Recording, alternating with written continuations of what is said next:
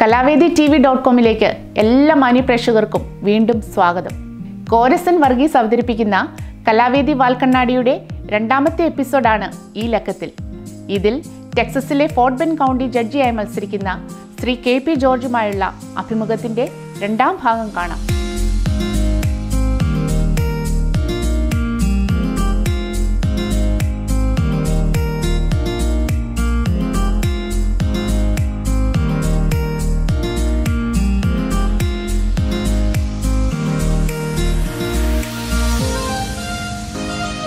Tell people it is so important you get involved with volunteering, because that's where you learn the system. That's how you know what is going on here. Get involved and be part of that. Go talk to your congressman, go talk to your state representative, go talk to your state senator, find out how I can volunteer. It doesn't matter which party. I'm not here to promote one party. Whatever you believe in, go get involved. Information is power. And also another thing, when I'm running for an election and when you call me and said, hey, Mr. George, I want to support you this way or that way, I always remember that. ഈ election run ചെയ്യുമ്പോഴാണ് ഏറ്റവും struggle ഉള്ള time. അന്നേരം നമ്മളെ support ചെയ്യുന്ന, whether it is financially, whether it is volunteering, whether it is whatever it is, we are going to always remember that person. Vote കഴിഞ്ഞ് elect ചെയ്തിട്ട് photo എടുക്കാൻ വരരുത്. And another thing, I know who voted, because another thing is, നമ്മുടെ ആൾക്കാർക്ക് മനസ്സിലാവാത്തൊരു കാര്യം, after the election Korasan പോയി, ഇപ്പം എനിക്ക് വോട്ട് ചെയ്തോന്ന് അവർ പറയില്ല, പക്ഷേ കോരസൻ വോട്ട് ചെയ്യാൻ അവിടെ പോയെന്നുള്ളത് I could find out. So a lot of people don't understand that. എനിക്കിത് മനസ്സിലായിട്ടുണ്ട്. കാരണം ഞാനിവിടെ പലപ്പോഴും ലോക്കൽ പൊളിറ്റീഷ്യൻസിൻ്റെ എന്തെങ്കിലും ഇൻവൈറ്റ് ചെയ്യാനായിട്ട് പോകുമ്പോൾ അവർ give me a day. So that day means, they want to check whether the community is, and I just want supporting him. I just want the community to know it is. See, now our case, for example, around 10,000 votes is going to decide who is going to sit on these offices. Okay, there are so many offices in the county, and imagine collectively we come out and bring that 10,000 vote. Think about the power we are going to have. And I tell you one thing, we had something called Hurricane Harvey came in, we had a lot of devastation and in Fortbend County there were some places where Indians got flooded. They have nowhere to go and all that stuff. This county judge never even showed up. He never even showed up because there is no reason to show up, because you're not relevant to my purpose. You're not voting. You're not going to make any difference in my life. So that is why I always say that your vote is your most powerful thing. And people need to understand that. It is your vote, because it is recorded whether you are voting or not. And when he pushed that button on November 7th, he could see that how many Caucasian people voted, how many African Americans, how many Hispanics, how many Indians and Chinese. So if only like 500 or 200 Indian voted, for him it is, you're not relevant. വളരെ പ്രധാനപ്പെട്ട ഒരു കാര്യമാണ് ഈ പറയുന്നത്. കാരണം നമ്മൾ നാട്ടിൽ നിന്ന് വന്നിട്ടുള്ള മന്ത്രിമാരെയോ അല്ലെങ്കിൽ പ്രതിപക്ഷ നേതാവിനെയോ നമ്മളിവിടെ കൂകി വിളിച്ചിട്ട് ചെണ്ടമേളങ്ങളോടെ സ്വീകരിക്കുമ്പോൾ നാട്ടിൽ ചെന്നാൽ നമുക്ക് വോട്ടിംഗ് റൈറ്റ് പോലുമില്ല. ആ ഒരു സാഹചര്യത്തിൽ ഇവിടെ നമ്മുടെ കുട്ടികൾ ജീവിച്ച് വളരുന്ന സാഹചര്യത്തിൽ നമ്മളിവിടുത്തെ ഏറ്റവും കൂടുതൽ കാര്യങ്ങൾ മനസ്സിലാക്കി ഈ രാഷ്ട്രീയത്തിലേക്ക് ബന്ധപ്പെട്ട് പോവുക എന്നുള്ളതാണ് ഈ കോൺവെർസേഷൻ്റെ തന്നെ പ്രധാനപ്പെട്ട ഉദ്ദേശം. വളരെ ചെറുപ്പത്തിലെ അമേരിക്കയിലെത്തി. എനിക്ക് തോന്നുന്നു, ഞാൻ മനസ്സിലാക്കിയിടത്തോളം പിന്നെ നാട്ടിലെ വിദ്യാഭ്യാസം കഴിഞ്ഞിട്ട് ഇവിടെ ന്യൂയോർക്കിൽ വന്നു. ഇവിടെ കുറച്ച് നാളുണ്ടായിരുന്നു. അത് കഴിഞ്ഞ് ടെക്സസിലേക്ക് മൂവ് ചെയ്യായിരുന്നു എന്ന് തോന്നുന്നു. ഈ പ്രധാനമായിട്ട് ഈ രാഷ്ട്രീയത്തിലേക്ക് പോകണം എന്നുള്ളൊരു ഇൻസ്പിറേഷൻ എവിടുന്ന് കിട്ടിയതാണ് ആ ഒരു തോട്ട്? പണ്ട് തൊട്ടേ അല്പസ്വല്പമൊക്കെ രാഷ്ട്രീയമൊക്കെ നാട്ടിൽ ഇൻവോൾവ് ആയിട്ടുണ്ട്. ഞാൻ ഇവിടെ വന്നതിന് ശേഷം one of the couple of reason എനിക്കുണ്ടായത്, I had some experiences where I felt I was not treated fairly. And I don't want to get into the details of it. One day maybe we could, I really think about one day I will write a book about with all this stuff in it. But my point is, I felt I was not treated fairly. And I said, you know what, I'm not going to sit here and think I have no power. And in a court system, it was a small thing, but but at the same time I thought I was not treated fairly. And I said, you know what, I'm not going to sit here and think about it, oh, I don't have any power. What happened is and I tell you where I started. I mean, this thing in 2008, 2009, I don't have a rich person to bring like $1 million to the campaign or that kind of stuff. $17,000-$18,000 from my savings account, I took it and put it into the campaign, and I raised some money and run that campaign, and I lost and went home. And then 2012, you said, and I cashed in a retirement account around $22,000, and I put it into that campaign. Of course, I raised some money too, and then I lost that too. And then I said, you know what, I cannot keep losing. I have to win something. So that is 2014. I went and I spent $11,000 from my pocket to run for the school board position, which I don't even get paid anything. It's a volunteer position. Why I'm saying this, not about the money. I'm trying to make a point. In this process, last maybe 10 years, I spent at least $60,000 from my pocket, which is a lot of money for me. But I saw there is a purpose. I really realized there is a purpose, and that's where I said, you know what, I'm going to take this to the next level. And also I realized our community in general, we need leadership. We need leadership. We are lacking that. And so, and I always say that in this whole process, I realized this whole discussion is not about me. അത് നല്ല പോയിന്റാണ്. കാരണം വീണ്ടും പറയുന്ന ഓരോ ജീവിതത്തിലെ തീക്ത അനുഭവങ്ങളായിരിക്കും നമ്മളെ പ്രചോദിപ്പിക്കുന്ന ഒരു ഘടകം, ഇൻസ്പയർ ചെയ്യുന്നത്. So you got inspired through the bad situation. Now you are inspiring people on A positive വേ. പണത്തിൻ്റെ കാര്യവും അതുപോലെ തന്നെ ആഗ്രഹങ്ങളും മാത്രം പോരാല്ലോ ഒരു അമേരിക്കൻ രാഷ്ട്രീയത്തിൻ്റെ മുഖ്യധാരയിൽ വരണമെങ്കിൽ വേറെ ഒന്ന് രണ്ട് ഘടകങ്ങളുണ്ടെന്ന് ഞാൻ വിശ്വസിക്കുന്നുണ്ട്. ഒന്ന്, നാട്ടിലെ വിദ്യാഭ്യാസം കഴിഞ്ഞ് വന്നിട്ട് ഇത്ര സുന്ദരമായിട്ടൊരു അമേരിക്കൻ ആക്സെൻറ്റോടെ ഇംഗ്ലീഷ് പറയാനും അതുപോലെ തന്നെ പബ്ലിക് പ്ലേസിൽ പോയിട്ട് ഇംഗ്ലീഷുകാരോട് സംസാരിക്കാനുമുള്ള ഒരു ചാരുത, ഒരു ധൈര്യം അതുണ്ടാകുന്നുണ്ട്. അതുപോലെ തന്നെ നമ്മുടെ ബോഡി ഫിസിക്കിൻ്റെ കാര്യത്തിലാണെങ്കിലും എനിക്കറിയാം മിസ്റ്റർ ജോർജ് പണ്ട് മുതലേ ജിമ്മിലൊക്കെ പോയി ഒരു അമേരിക്കൻ ലുക്ക് ഉണ്ടാക്കാനായിട്ട് ശ്രമിക്കുന്നുണ്ടായിരിക്കും. അപ്പോൾ ഇതിൻ്റെ പുറകിൽ ശക്തമായൊരു നീണ്ട വർഷങ്ങളുടെ തപസ്സുണ്ട് എന്ന് മനസ്സിലാക്കുന്നുണ്ട്. ശരീരം, അതുപോലെ ഭാഷ, ഈ കാര്യങ്ങൾ ഇത് അതിനെപ്പറ്റി എന്താണ് പറയാനുള്ളത്? തീർച്ചയായിട്ടും ഞാൻ പലപ്പോഴും ശ്രദ്ധിച്ചൊരു കാര്യമുണ്ട്. ഞാനിവിടെ വന്ന് എസ്പെഷ്യലി നമ്മൾ ഈവൻ ബ്രേക്ക് സമയം സംസാരിച്ചപ്പോൾ ഞാൻ പറഞ്ഞു, ഞാനൊരു ഇംഗ്ലീഷ് മീഡിയത്തിൽ പോലും പോയി പഠിച്ച ഒരാളാണ്. സോ America വന്നപ്പോൾ, first thing I had to do is learn English, because I realized, when you're living in a country where English is spoken, you got to learn English. That's the only way you can go further. So I made a sincere effort. I attended, like even Queensboro College, learning English as second language kind of thing, and then I did an accent modification course, and I still struggle, okay? So it's not like I'm a perfect English speaking person, but I came a long way. And another thing is, I just want our audience to know this. When you see some politicians wearing a expensive suit and tie, and he stand up and speak in English, don't think he's any smarter than you are. Don't think. I learned that. I was able to talk to so many of them, whenever we have our session last year and year before, and in Austin, that's where they all get together. Many of them happen to be in the right place at the right time. That's what it is. Many of them are not more knowledgeable than you are. So I realize a community, I am part of the community, and where I have, many people talk to me. Even on the school system, when they have an issue, they send an email to me. I always check, are they sending it to all the 7 board members? They are not. If it is like an Indian or Asian people, they are always sending it to me. Why is that? Because they think they could communicate with me, they could connect with me. If I say something, he understands it. And that fascinates me. That is what we are talking about, why we need representation. And I give you an example, like I told you, during this Hurricane Harvey, the Muslim community, the chief called me and said, hey, we don't have a mosque to pray. That Friday was their Eid. What do we do? Can we get some school or something? So nobody is around. So finally I called the superintendent and said, we have to do something about it. And that Friday, 2 days later, one of our mosque community prayed at one of our high school. Around 5,000 Muslims prayed and celebrated their Eid in that school system. My question is, why didn't they call somebody else? We have 7 members.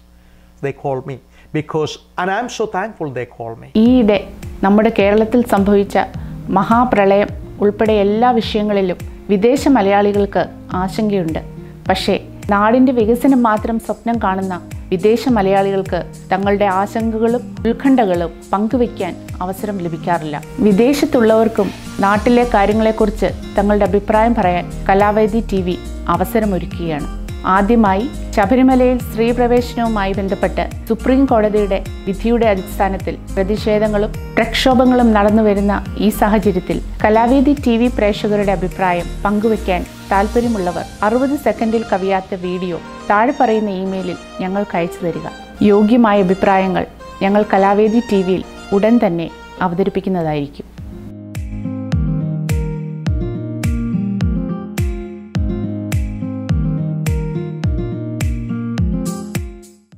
Okay, വളരെ നല്ലൊരു കോൺസെപ്റ്റാണ് വീണ്ടും ഞാൻ അത് പറയണത്. ഓരോ issue വരുമ്പോഴും അതിൽ ഏത് രീതിയിൽ നമ്മൾ അതിനെ ബിൽഡപ്പ് ചെയ്ത് പോസിറ്റീവ് കമ്മ്യൂണിക്കേഷൻ സിസ്റ്റം ഉണ്ടാക്കി എന്നുള്ളത് വളരെ ഭാഗമാണ്. സാധാരണ നമ്മളിവിടെ മലയാളികളായിട്ടൊക്കെ വരുമ്പോൾ ഞാൻ ഉൾപ്പെടെ നമ്മുടെ നാട്ടിൽ ജനിച്ചു വളർന്ന ഒരു സമൂഹം അല്ലെങ്കിൽ നമ്മുടെ പള്ളി അതിലിങ്ങനെ ഒതുങ്ങിക്കൂടി വളരെ ഒരു കംഫോർട്ട് സോണിൽ കൂടെയാണ് നമ്മളിങ്ങനെ പോയിക്കൊണ്ടിരിക്കുന്നത്. ഇനി ഒരു മലയാളി സംഘടനകളിൽ പോലും വളരെ കുറച്ച് പേര് ആക്റ്റീവായിട്ട് മുമ്പോട്ട് പോകുന്നുള്ളൂ. അതിൽ ഉപരിയായിട്ട് ക്ലബ്ബ് തലത്തിൽ അല്ലെങ്കിൽ സോഷ്യൽ ക്ലബ്ബുകൾ പോലും നമ്മുടെ മലയാളികൾ പോകാറില്ല.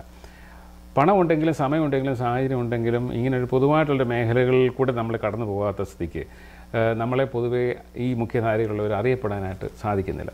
ജോർജ് എടുത്തൊരു പുതിയ കാൽവെപ്പ് ഞാൻ മനസ്സിലാക്കിയിടത്തോളം ടെക്സസിൽ ചെന്നപ്പോൾ ഒരു മൾട്ടി ഡിനോമിനേഷണൽ ദേവാലയത്തിൽ ആരാധനയ്ക്കായിട്ട് പോവുകയും അവിടുത്തെ വലിയ ലാർജർ കോൺസെപ്റ്റുള്ള ഒരു ചാരിറ്റി പദ്ധതിയുമായിട്ട് ബന്ധപ്പെടുകയും അങ്ങനെ ഒരു വലിയൊരു ഓപ്പൺനെസ് ഇവിടെ കാണിച്ചു പറഞ്ഞു. അതിനെപ്പറ്റി എന്താണ് നമുക്ക് പറയാം? See, in my case, we all came here and we all came here better life. Initially, നമ്മൾ സംസാരിച്ചപ്പോൾ കുറച്ച് പറഞ്ഞിരുന്നു നമ്മളിവിടെ വന്ന അമേരിക്കൻ മലയാളിയുടെ one thing ഞങ്ങളൊക്കെ എൻ്റെ കേസ് പറഞ്ഞാൽ ഞാനൊരു വളരെ ഹംബിൾ ബാക്ക്ഗ്രൗണ്ടിൽ നിന്ന് വന്ന ഒരാളാണ്. കൊക്കാത്തോടെന്ന് പറഞ്ഞൊരു മല ഇവിടെ പലർക്കും അറിയത്തുപോലും ഇല്ല എവിടെയാണെന്ന്. സോ അവിടെയാണ് ഞാൻ പഠിച്ചതും 10ാം ക്ലാസ് വരെ പഠിച്ചതും വളർന്നതും ഒക്കെ. അപ്പോൾ അന്നൊരു എന്താ പറയുന്നത്, ഞങ്ങൾക്കൊരു നല്ല വീടോ ഒന്നുമില്ലായിരുന്നു. ഓലയൊക്കെ കെട്ടിയ ഒരു വീടും ഈ മഴക്കാലമൊക്കെ വരുമ്പം പിന്നെ വെള്ളം വീഴുകയൊക്കെ ചെയ്യുന്നൊരു വീടും ഒക്കെ ആയിരുന്നു. അപ്പം ഇവിടെ വന്നപ്പോൾ ഞാൻ ഓർക്കുന്നത് ഇപ്പോഴും ഞാൻ നാട്ടിൽ തിരിച്ചു പോകുമ്പോൾ when I go back I always feel there are so many people in Kerala, they are maybe much smarter than I am and they are looking for an opportunity to come here. I'm sure when you go back you see those people, and there are so many people wanted to come here but they couldn't. Even today I see those people much smarter than I am. So what I am thinking is this is an opportunity God gave it to me, and so there should be a purpose behind that. He have some plans. So എന്നെയും അതുപോലെ ഞാൻ എപ്പോഴും പറയും അമേരിക്കയിൽ ഞാൻ ഇങ്ങനെ sponsor ചെയ്തൊന്നും വന്നാൽ ഇങ്ങനെ ദൈവകൃപ കൊണ്ടൊക്കെ എത്തിപ്പെട്ട ഒരാളാണ്. സോ ഞാൻ എപ്പോഴും പറയും അപ്പോൾ there is a plan. There is definitely നമ്മളുടെ ഓരോരുത്തരുടെയും ജീവിതത്തിൽ everybody's life there is a plan in my opinion. അത് നമ്മൾ ഐഡൻറ്റിഫൈ ചെയ്യുക എന്നുള്ളതാണ് നമ്മുടെ ആ ഒരു ഈ മുഖ്യമായ ഒരു കാര്യം. സോ എൻ്റെ കേസിൽ right now what I realised is this is my purpose. This is my purpose. I'm going to take it to the next level, and I spend so much time, effort, and it's very stressful. Politics is another thing about it, is it's very stressful, and and I know that end of the day there is a purpose behind it. That's why I said beginning, it is I'm going to take my time to promote our children. Actually counted and the goals inathe ഞാൻ എഴുതിയിരിക്കുന്ന കാര്യം ഒന്ന് ഈ divorce community സിറ്റിസൺസിനെ incorporate ചെയ്യാണ് county ഗവൺമെൻറ്റുമായിട്ട് citizens കമ്മിറ്റികൾ അങ്ങനെയുള്ള കാര്യങ്ങൾ കൊണ്ടുവന്നിട്ട്. അതുപോലെ തന്നെ യൂത്ത് എംപവർമെൻറ്റ്, നമ്മുടെ യങ് ആൾക്കാരെ കൗണ്ടി ഗവൺമെൻറ്റിലും കൗണ്ടിയുടെ കാര്യങ്ങളിലും ഒക്കെ $300-400 million budget ഉള്ള ഒരു കൗണ്ടിയാണ്. It's not like a small operation you're talking about. I'm trying to make a difference because end of the day I leave you with this. I remember sitting down with a motivational trainer. He said, one day we all are going to die and somebody is going to sit and write an obituary about KP George, about Khorasan, about everybody here. And so what they're going to write? They're not going to write what kind of house you are living in or lived in or what kind of car you drove or how much money you have it in the bank. They are only going to write how many people are better off because of you. And what kind of a difference you made in this world. And you know what? I sometimes think, what did I do? I mean, how I wanted to be remembered. So I do want to be remembered as a person who made a difference. And that is my intention, that is my purpose. And now I'm not worried about making a lot of money, or I'm not worried about how these all things, or tomorrow what will happen, because I know that there is a biblical principle. When you get out and do things for others, He's never going to let you starve. And that's a promise. And so I hold on to that. I'm not going to be hungry. Maybe I don't have everything I want or whatever, but I'm never going to be hungry. Strong faith is always absolutely good. There. And I know you have it. And school districtന്റെ motto എന്ന് തന്നെ പറയുന്നത് inspire, equip and imagine. So I think you have that philosophy. Absolutely. So inspiring ആയിട്ട് ഇതൊക്കെ പറഞ്ഞു. ഇപ്പം at large അമേരിക്കയിലെ മലയാളികളെ പറ്റി അവരുടെ കാഴ്ചപ്പാടുകൾ മാറുന്നതിനെ പറ്റി നമ്മൾ സംസാരിച്ചു. എന്ത് രീതിയിൽ നമ്മുടെ ആൾക്കാർ മാറണം എന്നുള്ളൊരു അഭിപ്രായമാണ് ശ്രീ ജോർജിനുള്ളത്? ഒരു കാര്യം നമ്മൾ ആദ്യം അറിയേണ്ടുന്നത്, നമുക്ക് സംഘടനകൾ, ചർച്ചുകൾ ഇതൊന്നും വേണ്ട എന്നല്ല ഞാൻ പറയുന്നത്. ഇതൊക്കെ നമുക്കൊരാവശ്യമാണ്. പക്ഷെങ്കിൽ you have to think at a bigger perspective. For example, നമ്മുടെ US എടുത്തു കഴിഞ്ഞാൽ ലാസ്റ്റ് സെൻസസിൽ we had 319 million people. Right now it is past 330 already. And I think based on the numbers I am hearing, maybe around 700,000 Malayalis live in the US. Okay? So think about how small a minuscule community we are. Right? 1% പോയിട്ട് 0.5% പോയിട്ട് ഒരു 0.23% പോലും വരുന്നില്ല. So we are a small community. But നമ്മുടെ നാട്ടിൽ പറയില്ല, നമ്മളിങ്ങനെ ഒരു കുണ്ടുകിണറ്റിൽ തവളക്കുഞ്ഞു പോലെ അതിനകത്ത് കിടന്ന് അങ്ങോട്ടും ഇങ്ങോട്ടും ഒക്കെ ചാടി, ഞാൻ കോരസിനോട് പറഞ്ഞ് ഞാനാ എടുക്കണമെന്ന്, അപ്പം വേറൊരാൾ പറയുന്നത് അതല്ല, നിങ്ങൾ രണ്ടും അല്ല, ഞാനാ എടുക്കണമെന്ന് പറയുന്നു. So but we are always staying within our group, within our community. So we need to get out of that mindset. There is a bigger world out there, and there is a big world out there. So ഒരു 330 million ഉള്ളത് ഒരു 750 എടുത്തു കഴിഞ്ഞാൽ ഒരു 329,000 225,000 people ഈ ലോകത്തുണ്ട്, നമ്മൾ മലയാളി അല്ലാത്ത ആൾക്കാരുണ്ട്. സോ അതൊരു വലിയൊരു ലോകമാണ്. So we need to get out there, and also when it comes to local people, they have no reason to come to us and find out who we are. But we have a reason to go and tell them, hey, we are the most contributing people. And so, and it's true. Yeah. Look at our community. We are some of the most contributing community and well-educated, a upper middle class group of people. But unfortunately, because of the lack of involvement in a political arena, nobody knows us.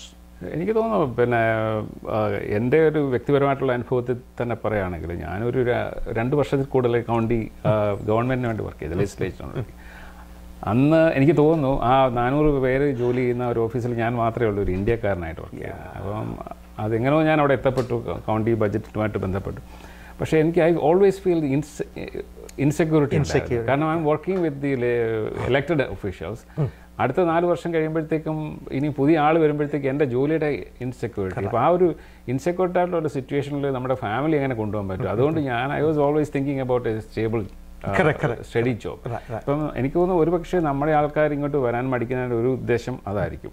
കാരണം അല്ലെങ്കിൽ വെള്ളക്കാരാണെങ്കിൽ ഒരു 4 വർഷം കഴിയുമ്പോൾ അവൻ്റെ കൂടെ അവൻ വേറെ എവിടെയെങ്കിലും പ്ലേസ് ചെയ്യും. അപ്പം അങ്ങനെ സർക്കിളിൽ പോകാം. അത് ചിലപ്പം ടൗൺ വിട്ട് പോകേണ്ടി വരുമായിരിക്കും. ഇങ്ങനെയൊക്കെയുള്ളൊരു മൂവ്മെൻറ്റ് എടുക്കാനായിട്ട് നമ്മളൊന്നാമത് ഇൻസെക്യൂർഡായിട്ടാണ് ഇങ്ങോട്ട് വന്നേക്കുന്നത്. അപ്പോൾ അതുകൊണ്ട് നമ്മൾ എൻ്റെ ഒരു അനുഭവം പറഞ്ഞതേ ഉള്ളൂ.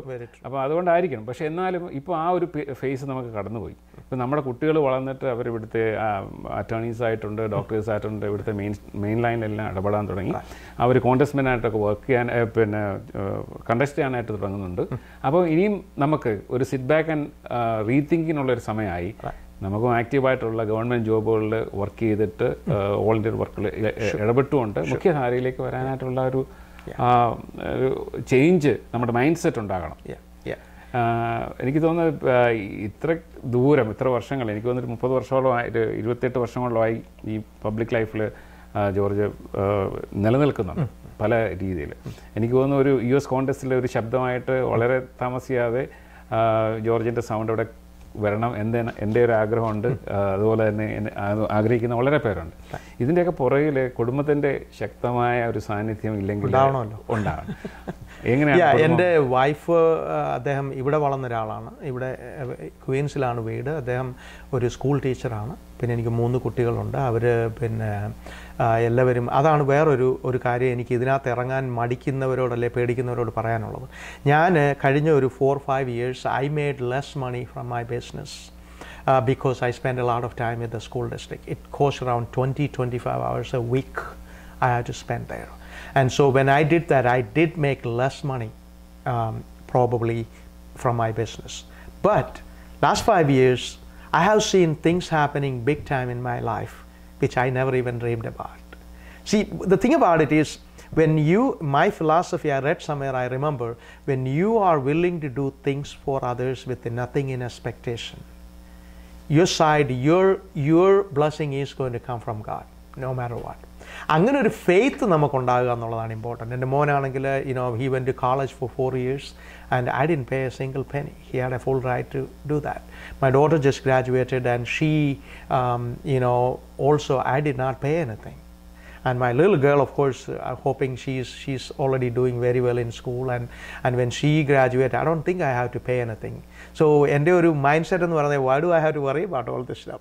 See, we live in the US. My attitude is, ഞാൻ എപ്പോഴും പറയും, my attitude is, if you cannot, as our children, if they cannot make it in this country, they're not going to make it anywhere else. Yeah. So my attitude, I'm not going to accumulate so much money so that I could give to my children. They're not even getting an inheritance from me, not a penny. I'm not going to pay, because my attitude, I came from this humble background. I had to come to this country to learn English first so that I could speak to people. You don't have any of that problem. So I believe, I look at these things very differently, and I believe we should definitely look at. I think the sooner we realize it is not just about me, you're better off. And I remember, I was speaking to a group of people, I said, I got on the school board, for my children, because a number of things I didn't like it, and all that stuff, 3 children. But once I sat on that chair, I realized it is not about my 3 children, it's about 76,000 children. And so many issues come across, and so many influence, and a lot of people. I just wanted, for the parents' benefit, I will tell you, I'm able to travel, and I travel with the school district. I was in China for 2-3 times, and went to Taiwan and places. So I talk to kids when I travel, and when I was in China last time, in November, I was talking to a group of kids, seniors. So I asked them, okay, you're about to graduate from this school. What do you want to do? Provided or imagining you have no limitation, you could do whatever you want. You know what they said? 95% of the പിള്ളേർ പറഞ്ഞത് എന്താണെന്നറിയോ? I wish I could go to US to study. I am sitting there thinking, my children are here. The whole world wanted to come here. And so if you don't make it here, and that is where we, in my opinion, this is my feeling. I also professionally, I'm a board certified financial planner. I advise retirement and planning and things of that nature for clients. In my personal opinion, the only thing we need to give to our children is simple education. Education, period. You don't need to save money. You don't need to buy them a house. You don't do any of that stuff. I will not do it.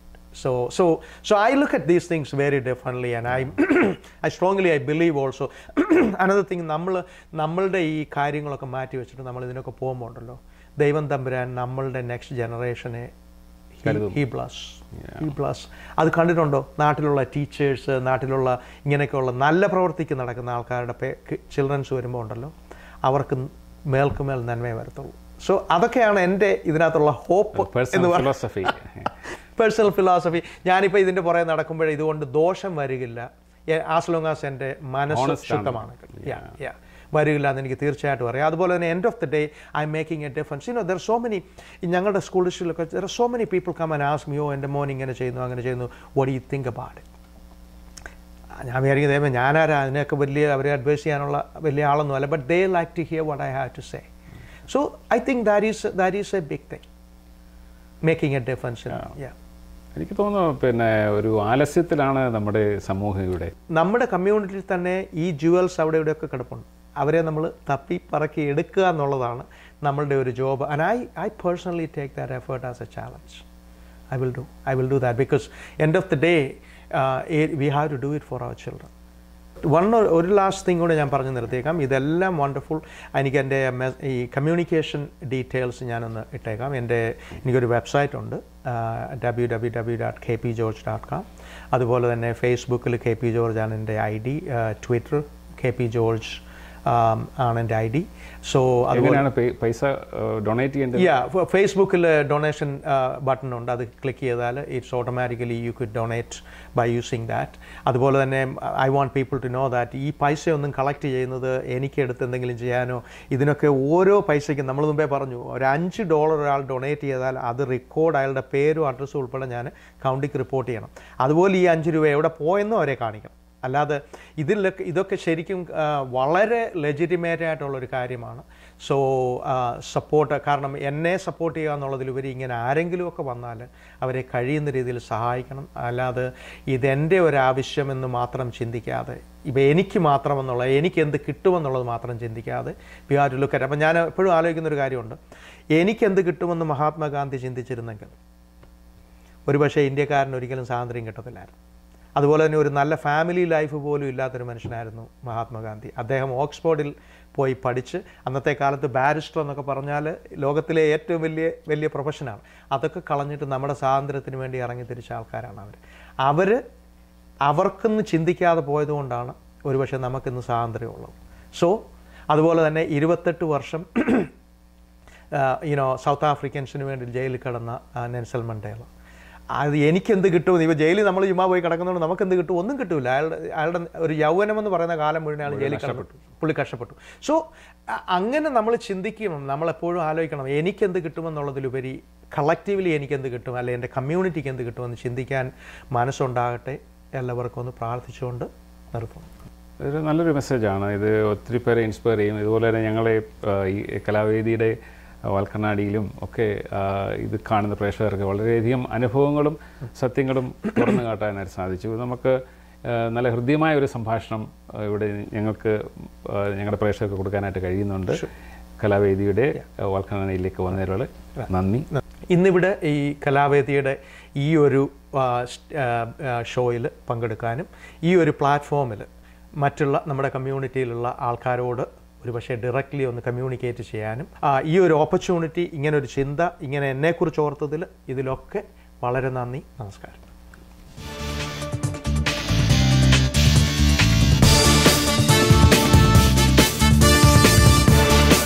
കലാവേദി വാൽക്കണ്ണാടിയുടെ 2ാം ഭാഗം ഇവിടെ പൂർണ്ണമാവുന്നു. നിങ്ങളുടെ വിലയേറിയ അഭിപ്രായങ്ങളും നിർദ്ദേശങ്ങളും ദയവായി ഞങ്ങളെ അറിയിക്കുക. അടുത്ത ഞായറാഴ്ച പുതിയ എപ്പിസോഡുമായി വീണ്ടും കാണാം. Thank you.